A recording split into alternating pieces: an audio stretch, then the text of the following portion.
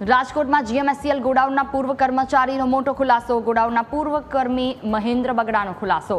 ગોડાઉનમાં ફાયરના સાધનો અને ફાયર એનઓસી નથી. મુખ્ય લોકોને છોડી અને નિર્દોષ લોકોને છૂટા કર્યા. અમને છૂટા કરી અન્ય જગ્યાએ મોકલી દીધા.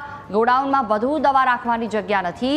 જગ્યા ન હોવા છતાં ગાંધીનગરથી વધુ દવા મોકલવામાં આવતી. ગાંધીનગરથી 5 થી 6 ટ્રકો ભરીને દવા મોકલવામાં આવતી હતી. જગ્યા ન હોવાથી બધી દવા બોક્સમાં રાખવી પડતી. જનરેટર ગ્રાન્ટના અભાવે ચાલુ નથી કરી શકાતા. જનરેટર માટે 1.5 વર્ષથી ગ્રાન્ટ નથી આપી. માઇનસ ડિગ્રીમાં રહેતી દવાઓ લાઇટ જાય તો બગડી જ જાય. ગાંધીનગરની ટીમ તપાસના નામે માત્ર ઢોંગ કરતો હોવાના મોટા આરોપ લાગ્યા.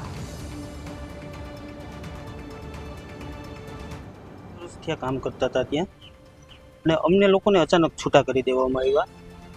જે તે સમયે મીડિયાની આવે છે એ સમયમાં મીડિયા જે બધું આપે છે ત્યાર પછી ગાંધીનગરથી આ લોકો તપાસ માટે આવે છે, પણ કોઈ જાતની તપાસ વ્યવસ્થિત નથી કરતા.